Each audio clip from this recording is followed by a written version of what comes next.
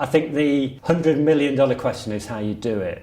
And I think that is something we need to spend more time on. How do we talk about pleasure to young people? The last thing that I suggest that people go into school is they stand up and they go, we're going to talk about pleasure. More people have sex than vote, more people have sex than drive, we have sex way more often as a society than we recycle, but we have lots of passionate campaigns that speak about these issues.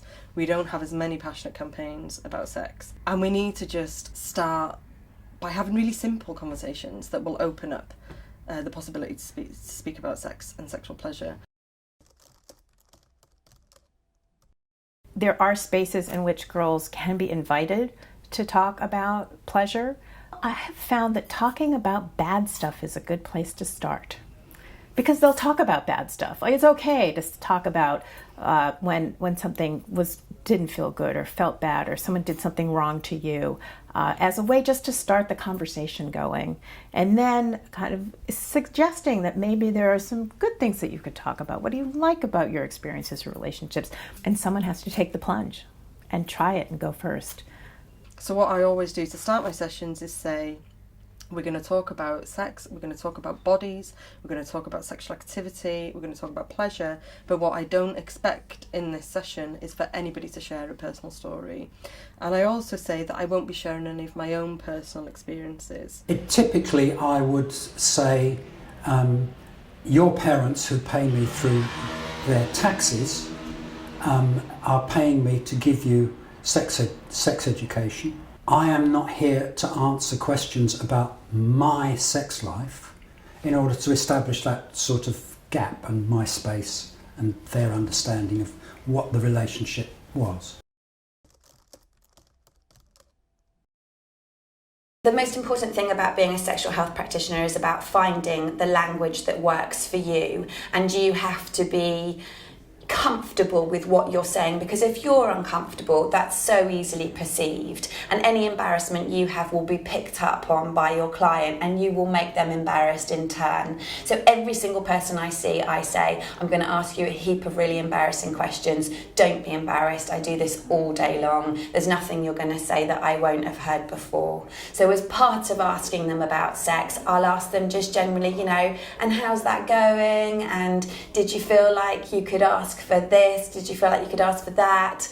We just explore it. I don't know if I often use the word pleasure so much as tuning into our bodies and desires. I think that's probably how I put it with clients, and it will be things like self-touch, reading erotica, looking at things that they find sexy, trying to find out what it is for them that's a turn on. And we need to, get a language that we're comfortable with, that we can start using from a young age with children, and names for things that are sayable, and that are permissible. And then we need to be able to introduce pleasure from that starting point, I think, really. We ask young people, why should you have sex? If you're ready, why should you have sex? Either it's pleasurable or you want to have a baby, and that kick-starts that conversation with young people around, well, if you're having sex because you want to and because it's pleasurable, well, how do you ensure that it's pleasurable for both parties? And then it's quite an easy, natural conversation to have when you think about it. I think a lot of people think there's quite big barriers in the way, but then there really isn't. A really nice example of some contraception nurses that I worked with, when they're asking when was the last time you had sex, or do you have a regular partner or multiple partners, they would just say, and do you enjoy it? Was it nice? And that's really, really simple, because then the response you get from there allows you to have a conversation. And just saying, what things do you like? Who do you like? What would you like in a partner? And hopefully from there you can develop conversations about sexual pleasure that aren't as frightening as you might initially think. So you've got to be subtle about it, and you've got to create a relationship with the young people that you're dealing with and respond to their questions and concerns in a way that's effective, which may be, I'm passing around some bits of paper, write down some questions. No, I won't say your names, they go in the hat, I take them out one by one. And therefore nobody's particularly exposed for having asked a particular question. When I worked in sexual health, you'd be booked and asked to do something on a particular topic. So we'd go in and start on what the adults had asked us, or what the policy of that organisation, or what the curriculum of that organisation had. But soon the young people were like, yeah, we know that, now we need to ask you the other stuff. Largely to do with pleasure, or to do with like taboo subjects, things that people thought were deviant sexual practices. Suddenly there was a space that you could ask those questions and somebody wasn't going to change the subject, somebody was going to engage with those topics. I remember doing a session with year 7s on periods and puberty, and somebody asked what masturbation was. So I said that masturbation tends to be when somebody would stimulate their own body, particularly their genitals, in a way that felt nice to them, and kind of carried on, you know. But then, and these are 11 and 12-year-old girls, right? But then afterwards, when one of the teachers was seeing me out of the school, she was like, "Are you allowed to talk about masturbation to 11 and 12-year-olds?" And I said, "Well, I was asked a question, so it's more responsible to respond to that than I think it is to ignore it." We ask young people, why should you have sex? If you're ready, why should you have sex? Either it's pleasurable or you want to have a baby, and that kick-starts that conversation with young people around, well, if you're having sex because you want to and because it's pleasurable, well, how do you ensure that it's pleasurable for both parties? And then it's quite an easy, natural conversation to have when you think about it. I think a lot of people think there's quite big barriers in the way, but then there really isn't. A really nice example of some contraception nurses that I worked with, when they're asking when was the last time you had sex, or do you have a regular partner or multiple partners, they would just say, "And do you enjoy it? Was it nice?" You know, and that's really, really simple, because then the response you get from there allows you to have a conversation. And just saying, what things do you like, who do you like, what would you like in a partner, and hopefully from there you can develop conversations about sexual pleasure that aren't as frightening as you might initially think.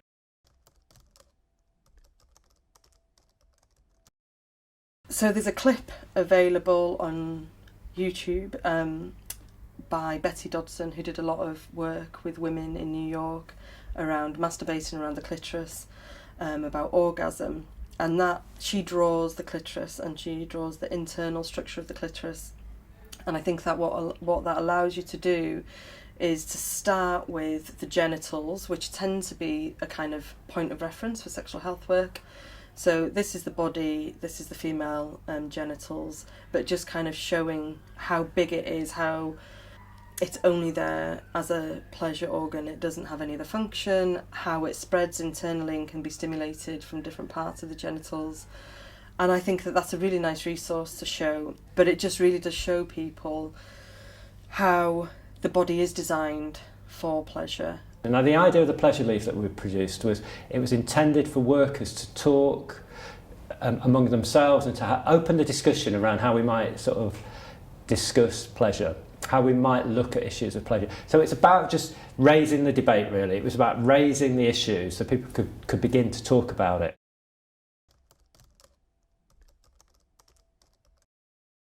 The one that we did today was about a handshake and getting people to negotiate a handshake. Like, let's try something, let's play around with it, let's see what our hands like doing together. You know, in a classroom setting or a therapy room, it can be difficult to do more bodily exercises because sometimes there are restrictions around what you can do, and then, you know, spoken ones are good. And it's also just good to get people using language. Drawing a big body and then starting at the top of the body and working your way down and thinking about what things that we like that make us feel good. So things like having your hair stroked, or somebody whispering in your ear, or really basic things, being kissed on the lips, and then going down the body, and then it can become quite sexual, or it can stay quite gentle and more kind of sensual.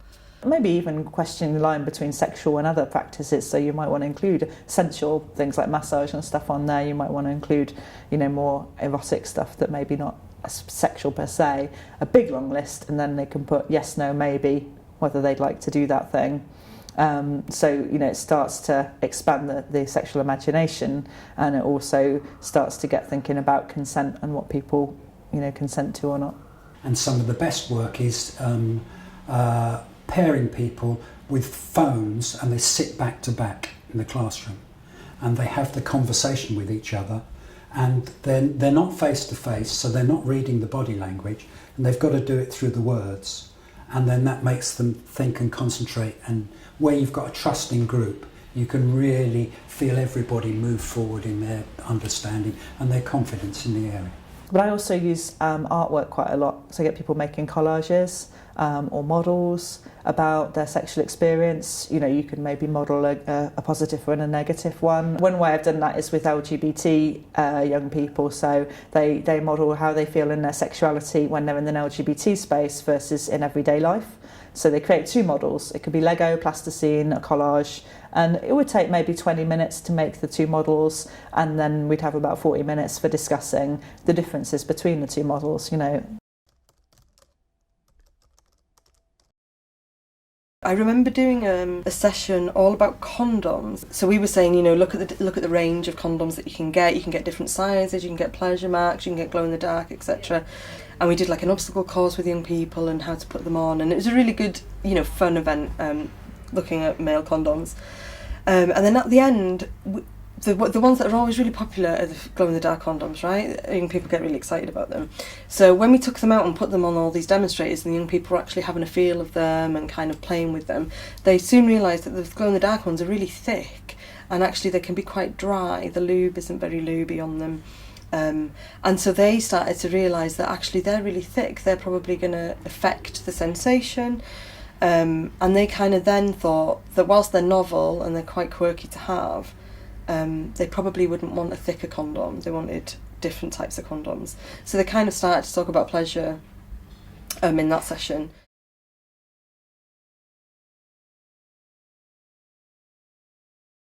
SPARK is it's an acronym for Sexualization, Protest, Action, Resistance, Knowledge, and it's an intergenerational movement-building organization for women and girls to work together to challenge the sexualization of girls. And we engage in a lot of different kinds of social change practices with girls. We train them to be activists, and then we work with them and have had enormous response and success. 17 magazine no longer photoshops girls' faces or bodies. That was a petition that we put up with one of our girls. These signs, they are for sex positive, and basically there was a campaign where we were thinking of sex in a more positive light, because it's viewed as quite negative, and we wanted people to be positive about it, talk openly and not be embarrassed about it all. And people don't want to talk about it because they think, oh, it's sex, and they think, oh, it's rude, or it's not really a good time to talk about it. So we want people to be more open about it and share their views. So when people are doing that, you also learn new things, information, and you can get help if you have any problems or questions about it. I mean, young people these days, they are promoted as being promiscuous, not being careful, and that's what the sex positive campaign's all about, really. I think it means being more open and more positive and really being healthy and staying safe. Maybe the most important thing is wanting to hear the answer to your question and being ready to hear about desire and everything that goes along with it, which is often pleasure, but it's often really bad stuff too. So that you're able to really open yourself to listening and hearing about something that might be very different than anything you've ever heard before. Having your own agenda, believe it or not, in this kind of situation is not going to be particularly useful and will get in the way. So the question you have to ask yourself all the time is, what am I not hearing?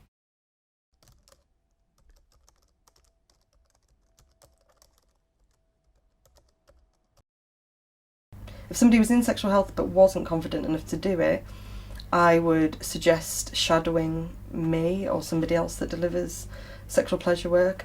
I would suggest accessing some training or kind of familiarisation with some resources. I'd look at some worst case scenarios. So what is the worst thing that is going to happen? You're going to go bright red, you're going to get embarrassed, they're going to call your names, and why is that so bad? I train professionals who work with young people, so I train social workers, teachers, youth workers, voluntary sector workers, and actually break down the terminology of sex as well. What does sex mean? What acts are included in that? What acts are excluded? And then moving on from that, we'll the whole afternoons around pleasure and how to be sex positive. Because I do sexual health all day long, it's really easy for me, I think, and I get that, you know. Just come and spend some time in a sexual health clinic, see the kind of things that we ask people, see how people aren't absolutely abhorrent of your question if you've set it in the correct context, and see what a difference you can make if you just make a bit of an effort. I think it's valid for people who are working in sexual health to say, I'm not confident. What we then need to do is to move on, is to shadow with each other, to access training, to look through the resources, and it will have positive outcomes. And everybody loves a positive outcome.